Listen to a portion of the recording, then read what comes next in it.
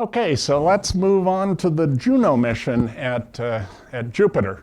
And so Juno is in a fairly high inclination orbit. This is the way the mission was supposed to have worked. This was coming in from the Earth in July of last year.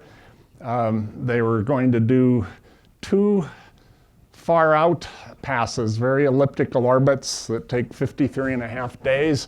And then in October of last year, they were going to do a rocket firing and shrink the orbit to be 14 days. There was a problem with one of the valves in the propulsion system, and so after much gnashing of teeth, they decided to do the safe thing and keep Cassini in this 53-day orbit.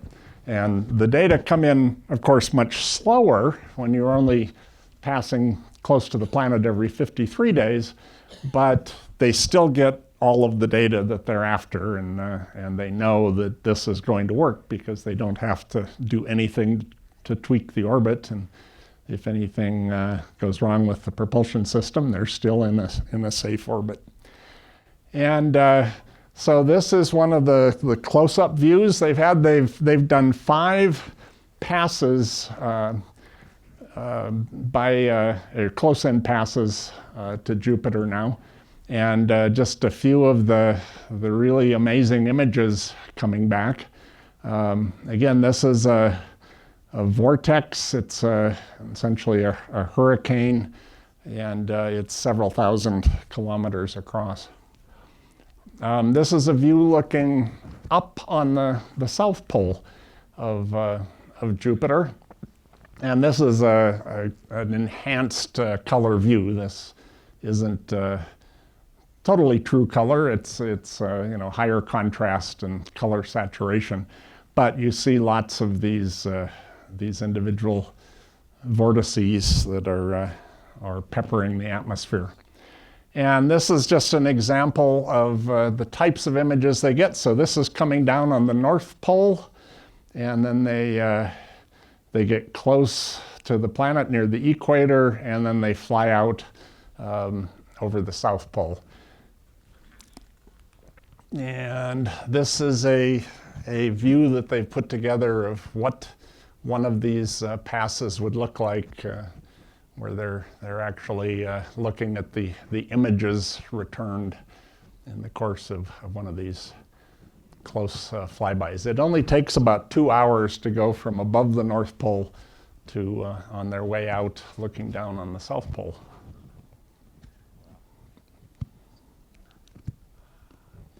Hang on to your seats.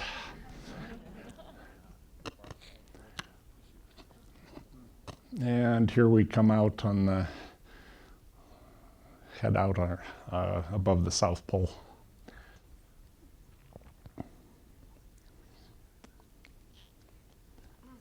And then it takes another 53 days to get back there. But it gives them plenty of time to analyze the data. And so just a few of these images. So this is the equatorial belt on Jupiter. And just looking at higher and higher resolution of that. And all of these little blips here are individual sort of cumulus clouds, they think, essentially thunderstorms or thunderheads. They're about 50 kilometers in diameter and about 50 kilometers high. So they're above the underlying clouds. And at that altitude, the temperatures are low enough. They expect these are all made of either water ice or ammonia ice or a mixture of both. And again, just sort of pretty pictures here, but pretty amazing stuff going on. And so this last week, there was a news briefing by the Juno science team, where just based on the first 3 orbits of data, they've released some fairly interesting results. And so this is a diagram of sort of the magnetic field of Jupiter, and the spacecraft does this sort of path through it. And so they actually measure the structure of the magnetic field, the charged particles in the magnetic field. And by flying close to the planet, they're also able to measure the gravitational forces on the spacecraft and tell something about the internal structure of Jupiter. And that's one of the things that's been hotly debated for many, many decades.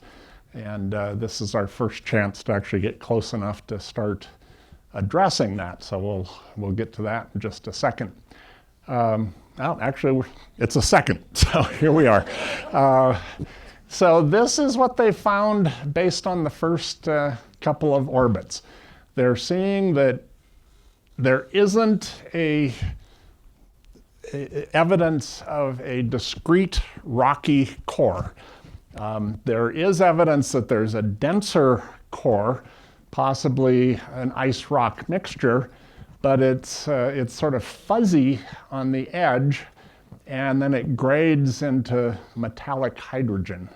And hydrogen, we've confirmed this with experiments on the Earth. When you compress it to more than about 2 million times Earth atmospheric pressure, it actually becomes metallic in properties, and it can conduct electricity. And so that is a fairly, well, it's a very surprising result that they're seeing this sort of not a distinct Earth-sized rocky core, but it's the way they put it, the core seems to be dissolving into the hydrogen. And of course, the more of these orbits they get, every time they get close, they can do these measurements. So they'll get better and better resolution on this. But right now, that's the conclusion. And another surprising result is it had been assumed by scientists for many, many decades that once you get, more than about 100 kilometers below the cloud tops, that the atmosphere would be very well mixed and so fairly uniform. And in fact, what they're seeing is evidence that there's lots of structure in the atmosphere. And for example, in this area, so here's this reddish plume.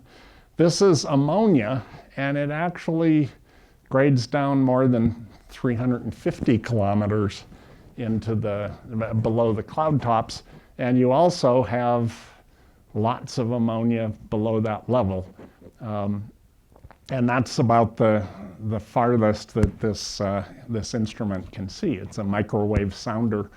But that is very, very different than what was expected. It looks like Jupiter is much more heterogeneous. It's much more non-uniform than what the models had been predicting. So that's a very exciting result. And this is a measure of the strength of the magnetic field. And again, it was thought that the magnetic field came from deep within the planet, probably within that metallic hydrogen layer. And in fact, what they're seeing is all sorts of structure in it. It's a very lumpy magnetic field. And the indications are that the magnetic field is being generated in the areas above the top of that metallic hydrogen layer. So that says we really don't understand what's going on in Jupiter. But again, every pass, this is just the path of the spacecraft over the planet in a single orbit. They're going to be mapping a different spot on the planet or different longitudes on the planet every orbit. And so over the course of this mission, we'll get a much better idea of where the magnetic field is being generated and how uniform or non-uniform it is. And this is an ultraviolet image looking down on the South Pole. And all this bright stuff are the southern Aurora. So the Aurora, I can never pronounce it, Australis. It's the same thing that we see over the Antarctic on the Earth. But they're actually, as they do these close passes, they're able to measure the flow of electrons into and out of the planet. On the Earth, the magnetic field sort of dives at the two poles. And what you do is get charged particles that are coming from outside of the Earth, traveling along the magnetic fields, and then they impact the atmosphere from above and create the aurora. All the indications so far on Jupiter is the electrons are coming from inside the planet and moving upward. And that's, again, a total surprise, because it's very counter to all of the theories on how you would produce auroral activity. And it's just the North Pole looking down on it. And again, every one of these big vortices is roughly the size of the Earth. And so it's a very, very dynamic atmosphere, at least at the top of the cloud tops.